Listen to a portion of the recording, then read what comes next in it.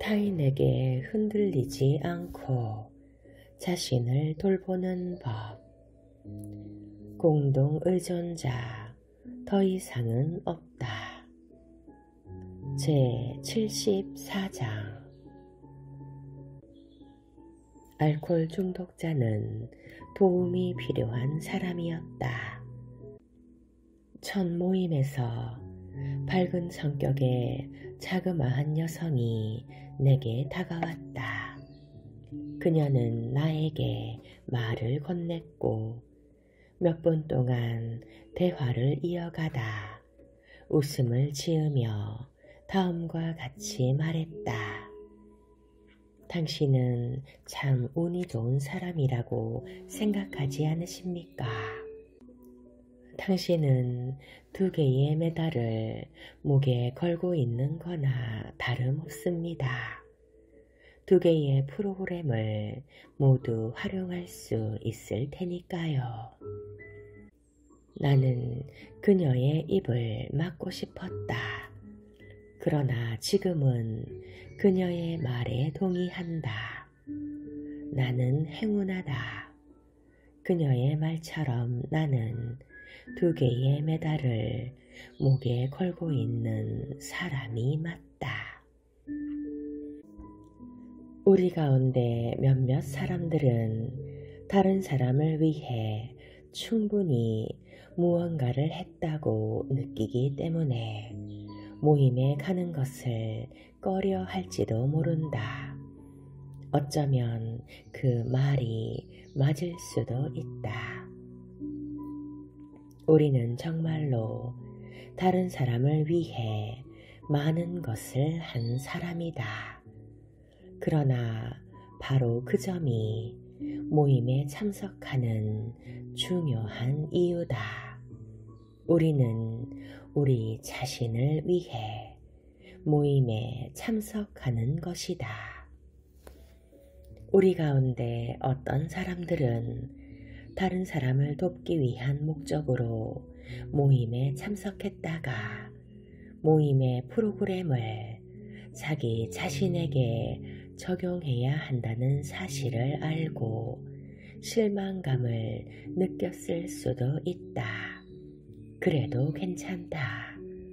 건강은 건강을 낳는다.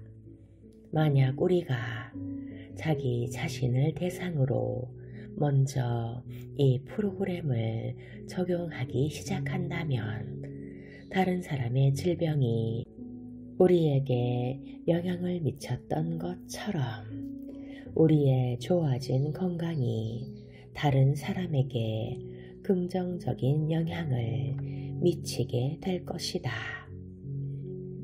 우리 가운데 어떤 사람들은 모임에 참석하는 것에 대해 혼란스러워 할 수도 있다.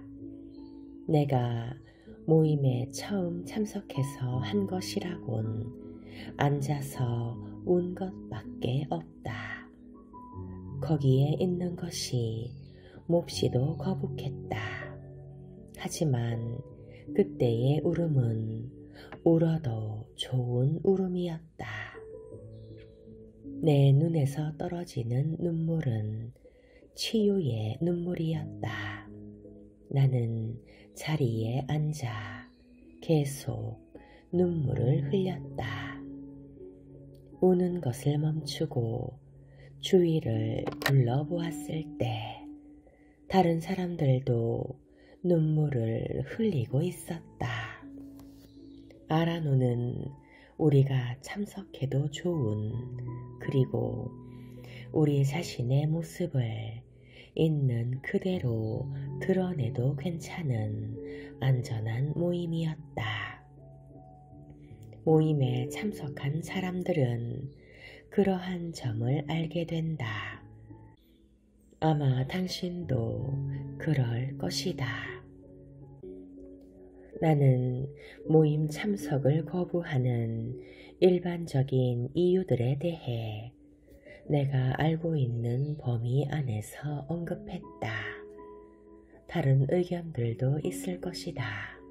하지만 당신이 프로그램의 구성원이 될 수 있는 조건을 갖추고 있다면 어떤 경우라도 참석하기를 바란다. 나는 나의 이런 주장을 굽히지 않을 것이다. 12단계는 강박장애를 가진 사람들뿐만 아니라 그들을 사랑하는 사람들에게 신이 내린 선물이다. 당신이 스스로 정상적이지 않다고 느끼고 다른 사람과 상황에 자꾸 반응하며 살아가고 있다는 생각이 든다면 모임에 참석하라. 처음으로 참석한 모임이 당신의 마음에 들지 않는다면 다른 모임을 찾아보고 거기에 참석하라. 각 집단은 저마다 고유한 특성을 가지고 있다. 당신이 편안함을 느끼는 모임을 찾을 때까지 다른 여러 모임들에 계속 참석하라.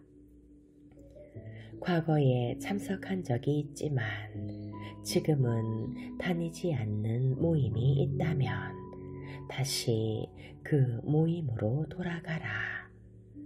다시 돌아가 앞으로 남은 생애 동안 중단하지 말고 모임에 참석하라. 알코올 중독은 일평생 치료를 멈추어서는 안 되는 질병이다. 우리가 가지고 있는 공동 의존의 특성들은 습관이 되어 남은 생애 동안 우리가 의지하며 살아갈 수밖에 없는 성향으로 굳어졌는지도 모른다. 당신의 삶에서 만난 사람들이 더 나아지든 더 악화되든 상관하지 말고 모임에 참석하라. 모임에 참석할 수 있다는 사실에 대해 고마움이 느껴질 때까지 참석하도록 하라. 한 남성이 다음과 같이 표현했다. 그들이 모임을 운영하며 나 같은 사람을 거기에 참석할 수 있도록 허락해 주었다는 사실이 정말로 놀라운 일이 아닙니까? 내가 미쳐가고 있을 때 어느 누구도 내 주위에 있기를 원하지 않았죠. 하지만 여기에 있는 사람들은 나를 향해 웃어주고 내 손을 붙잡아 주면서 이렇게 말합니다. 당신이 모임에 나와 얼마나 반가운지 모릅니다. 다음 모임에도 참석하실 거죠? 당신이 배와 노를 눈으로 보고 행복한 감정을 느낄 때까지 계속 참석하라. 당신의 생각을 뛰어넘는 놀라운 일이 당신을 통해 일어날 때까지 계속 참석하라. 그리고 걱정하지 마라. 당신이 충분히 오랫동안 모임에 나가는 것을 멈추지만 않는다면 요술처럼 느껴지는 힘들이 당신의 삶을 통해 작동하기 시작할 것이다. 알아놓은 모임, 당신을 위한 것입니까? 수많은 사람들이 가까운 사람의 지나친 음주 문제에 영향을 받고 있다. 다음에 20개의 문항은 당신에게 알아놓음이 필요한지 그렇지 않은지를 판단하는 데 도움이 될 것이다. 누군가의 음주량에 대해 많이 걱정하고 있습니까? 누군가의 음주 문제로 금전적인 문제를 겪고 있습니까? 누군가의 음주 사실을 감추기 위해 거짓말을 합니까? 사랑하는 사람이 당신보다 술 마시는 일을 더 중요하게 여기고 있다고 느끼고 있습니까? 사랑하는 사람의 술버릇이 그 사람의 친구들에게 원인이 있다고 생각합니까? 술 마시는 사람 때문에 식사 시간이 자주 늦춰집니까? 술을 끊지 않으면 당신을 떠날 거야 라는 식의 협박을 합니까? 사랑하는 사람과 간단한 아침 인사와 같은 신체적인 접촉을 하면서 그 사람의 호흡에서 풍기는 냄새를 몰래 맡으려고 시도한 적이 있습니까? 마음을 상하게 하면 술을 마시게 될까 두려워 누군가를 화나게 하는 것에 대해 걱정하고 있습니까? 술 마시는 사람의 행동 때문에 당신이 상처를 입거나 당황했던 적이 있습니까? 음주 문제 때문에 매번 휴일을 망치는 것 같습니까? 술 마시는 사람의 행동 때문에 경찰을 불러야 할까 고민한 적이 있습니까? 숨겨놓은 술을 찾아내려고 합니까? 술 마시는 사람이 당신을 사랑한다면 당신을 기쁘게 하기 위해 술을 끊을 것이라고 생각합니까? 두려움이나 불안 때문에 친목 모임들을 거절한 적이 있습니까? 술 마시는 사람을 단속해야 하는 지경에 이르게 된 것에 대해 종종 죄책감을 느낍니까?